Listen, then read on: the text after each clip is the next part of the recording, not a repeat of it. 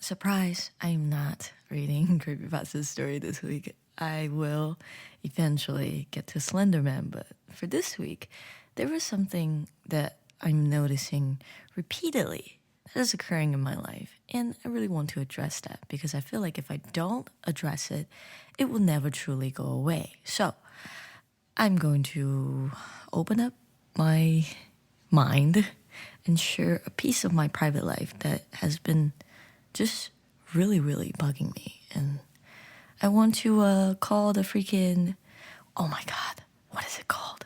What is it called, those people that get rid of bugs? Give me one full second. Pest control. Pest control. I'm going to be my own pest control and get rid of the thought that has been bugging me. So here we go.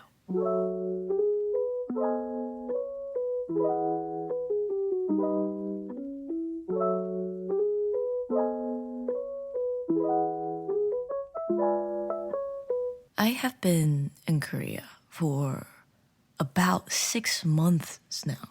That blows my mind because I always think, oh, I'm only here for maybe like 2-3 months. It doesn't really feel that real yet. But it has been almost half a year.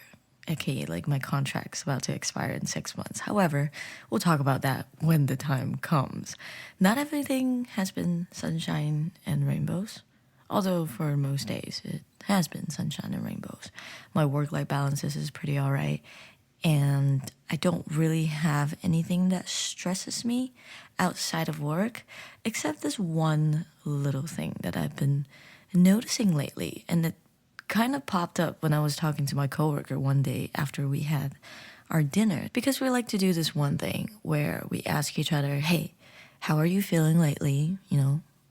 How is your mental health doing? Because as foreigners in Korea, you could feel pretty alone and isolated, especially during the panorama. And my coworker was sharing about how she has visited or frequented many restaurants that we have next to work. What happens is most of the time we eat out because we don't cook. Well, I have a different story to tell because I don't eat out as much. However, for my other foreign coworkers, they like to eat out a lot. So she's relatively new. She came after I signed my contract. So she has been exploring and she's having a lot of fun doing so, and I'm very happy for her.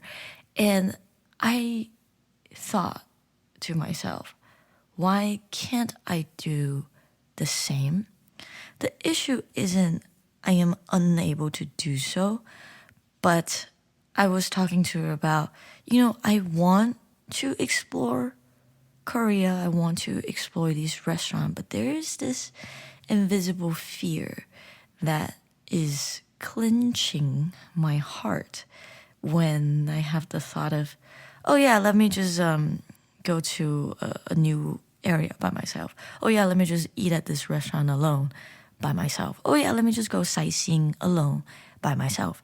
And I was confused because I can do it. I have done it before. I've been to Korea in 2017 on my own while I was still in college. And I didn't know as much Korean as I did now. Okay, there's not a lot of differences because I was kind of taking Korean then, but I know just slightly more Korean now, but I'm probably not as fluent. Oh no, you were never fluent, Julie. Don't say that. That's a big freaking, don't even get me started. What I wanted to say was that my vocabulary wasn't as big, and even though my vocabulary has grown, I just don't know how to put them together in a sentence. It's like I have a bunch of loose Lego pieces and I just can't make something. I just can't make it out of my mouth. And I was thinking, that doesn't really make sense. Why am I feeling this way? I used to be so brave and blatantly confident. I don't understand how I travel like that by myself. How many years ago? Many years ago. As a kid, I would consider myself as a kid back then. I'm like, dang, how did I do that? And she was listening to me describing my situation. And she said, you know what, Julie? Do you have some sort of social anxiety? me as an extrovert. No way, no, not impossible. But then I was like, wait, this does kind of sound like social anxiety. I don't really want to go out. I want to stay in my apartment. I am afraid to explore a new place. And that to me sounds pretty, I don't want to say toxic, but very unhealthy. So after I had that conversation with her, I kept thinking about this. I'm like, have I developed social anxiety in Korea? I think the core of the problem is not I can't do it. It's that I don't want to do it. I'm not pushing myself to be uncomfortable. We were talking about how she doesn't really have any problem dining out by herself, which to me is just a terrifying thing to do.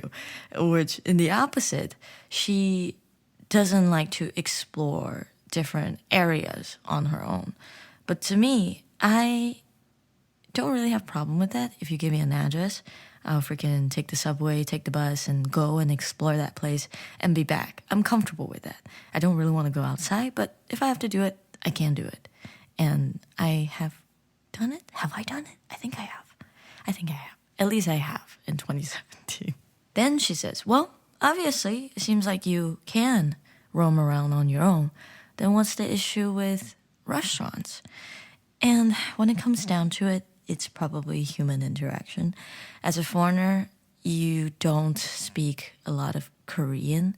And my biggest fear is the fear of not being able to communicate.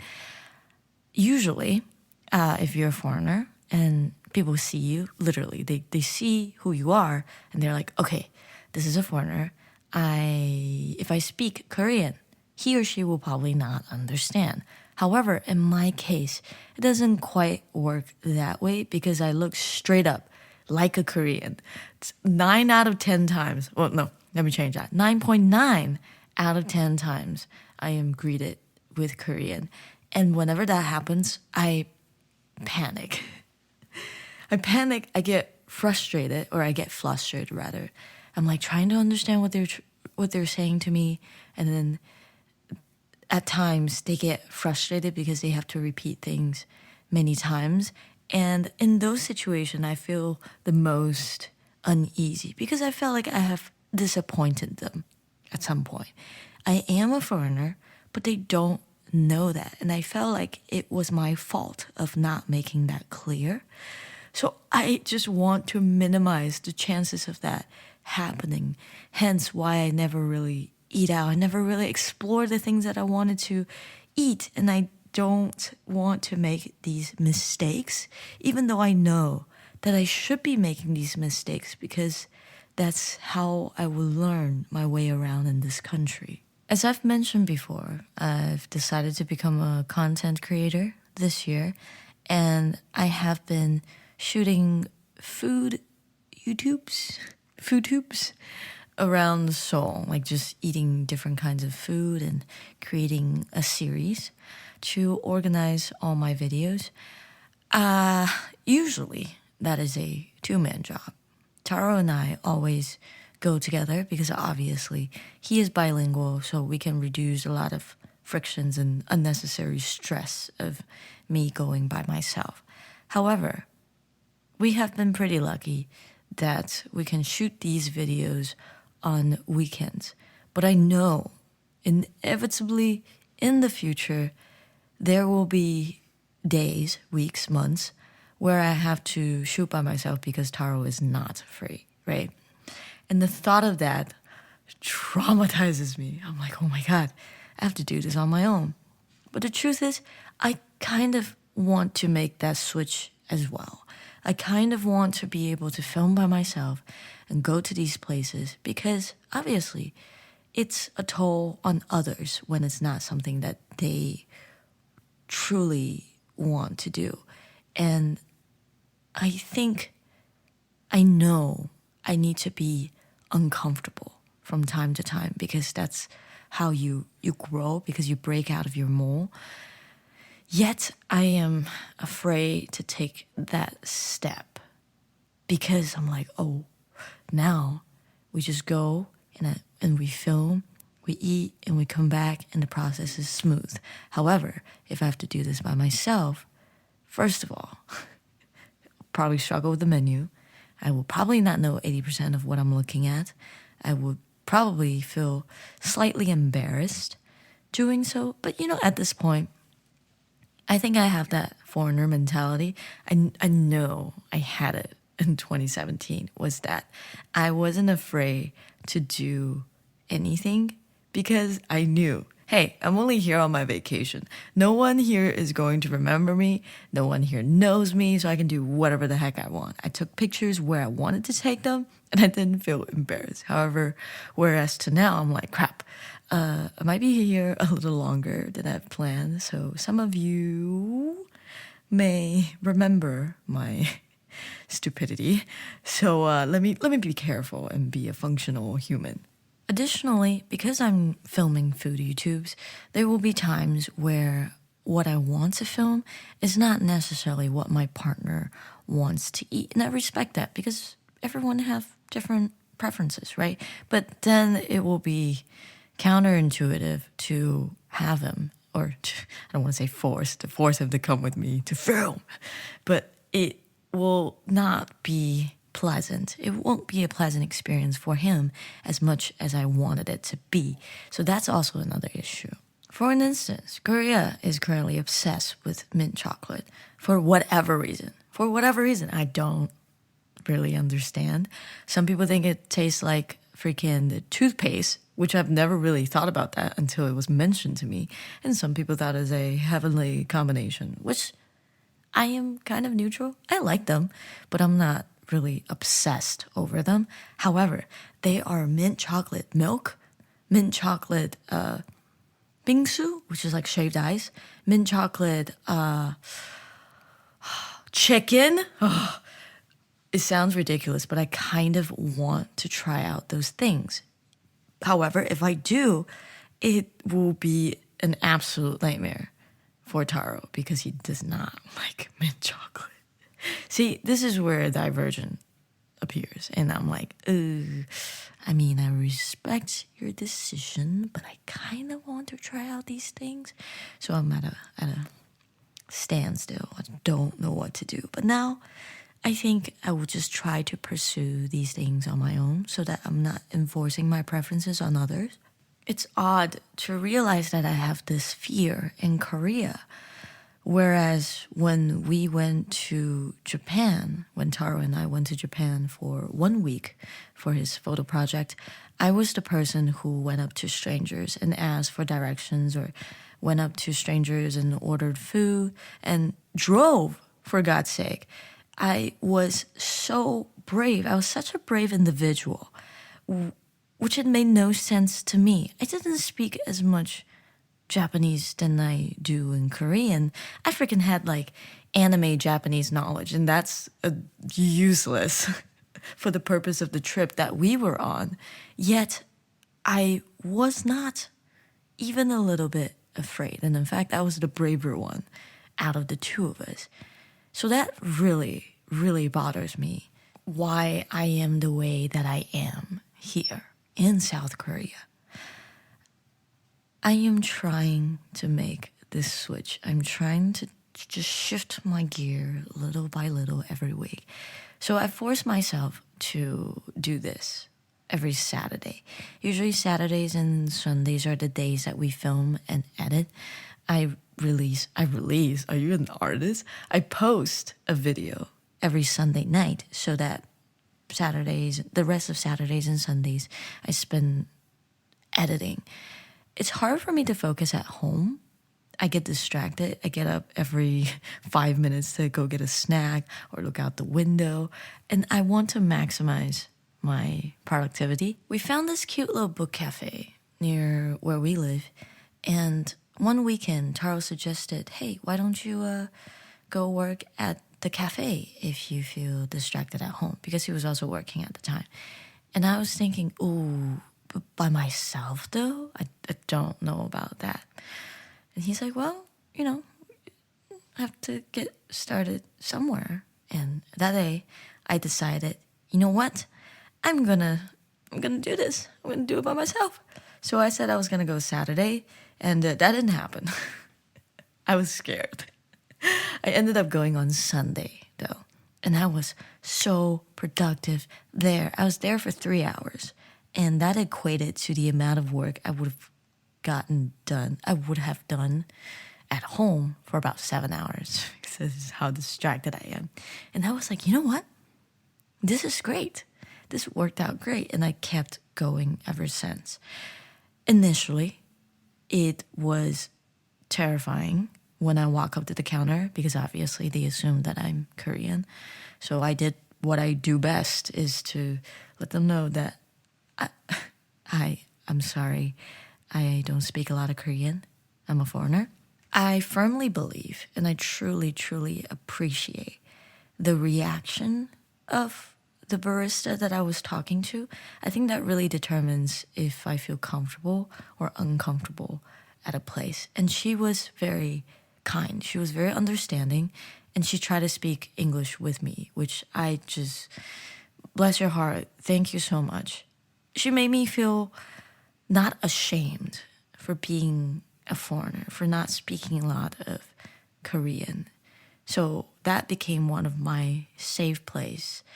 And I'm looking forward to making many more places my safe place. Oh, a negative experience that I had was in Subway. I was going to Subway for the first time here in South Korea. So naturally, I was a mess. I was really confused. I didn't even know which way the line has started. So I started at the end of the line at the register, right? So I kept telling her that, pardon me, I don't speak a lot of Korean, not understanding you very well. And she kept saying something that did not exist in my vocabulary. So it took us like 3 minutes, 5 minutes for me to finally understand, oh, hey, dude, the line starts there, not here. So I've already felt very uncomfortable. I already felt very ashamed. By the time I got to the line, I was just like, I just want to get out of here. I don't feel comfortable. That was the most taxing sandwich I've had in my life. And after that experience, I guess that's when it reinforced my fear of eating out or going to a restaurant that I'm not familiar with. But to be honest, it was okay. It's not the worst experience I've ever had in my life. I'm pretty sure when I was adjusting to my life in America, I had those instances as well. But the difference is that here I am alone when I go to those places. And in America, I was with my family. I was with my parents, people that I could fall back and rely on. And you would think that I would go to Starbucks a lot because most of the time people at Starbucks spoke English. But I like to explore and find these cafes that are not mainstream because they have their own aesthetic, and I really appreciate that. Plus, this book cafe has the best milk tea I've had in Korea. It reminds me of Hong Kong milk tea. It's a little bit expensive, to be honest, but I'm there for a long time, and there are lots of study cafes around, and the prices are about the same. If I can go there and sit down next to a plug with a cup of milk tea I actually appreciate, I very much rather doing that than going to Starbucks. I think as I've gotten older, I started to appreciate value over hype more and more. But I will admit, I still kind of want to try the BTS meal. When it came out, someone posted a picture and I saw it. And I think what they did is they put their, you know how BTS has their line characters? It's like those little plushies. Someone put their BT21, I think it's called BT21. Please don't cancel me. Their doll, just tiny doll, right next to their meal. So I assume, because I'm not a BTS fan, my heart and wallet belongs to Mamamoo and Mamamoo only. I'm like, wow, the BTS meal comes with a toy. Me, as someone who loves collecting McDonald's toys throughout my childhood, I'm like, you know what? for the toy, I'm gonna do it. So I was really about to buy the BTS meal when I realized, wait a second. You get some chicken nuggets, 2 sauces, a Coke, some fries, and no toy. So that's when I was like, I'm good. I'm good. I'm not gonna pull up at the McDonald's for that purple bag. I'm pretty sure they're purple here in Korea. I have no doubt. No doubt. But I've seen someone selling that freaking just purple paper bag for $2,000. So I'm not desperate, but I got student loans. I can definitely sell them on the internet if people are willing to buy them. I don't know. I don't judge. People have their own little obsessions. That's not for me to care about. What I do care about is my student loan balances. Let's be real. Thank you for tuning in to the 38th episode of Lactose Intolerant. I truly appreciate that you decided to lend me an ear and be my tree hole for me to spill my insecurities that I'm not very comfortable telling the whole world. But, whoever finds this podcast will have the privilege. Who do you think you are? Anyways, I hope everyone is having a great week so far and a wonderful week ahead as well. Stay safe. Don't be afraid to try out new things. It might be uncomfortable at first. First. Might be uncomfortable at first, but it will be rewarding at the end. I just hope that everyone gets to live their best life. Yeah. Thank you for listening. I will see you next week. Bye.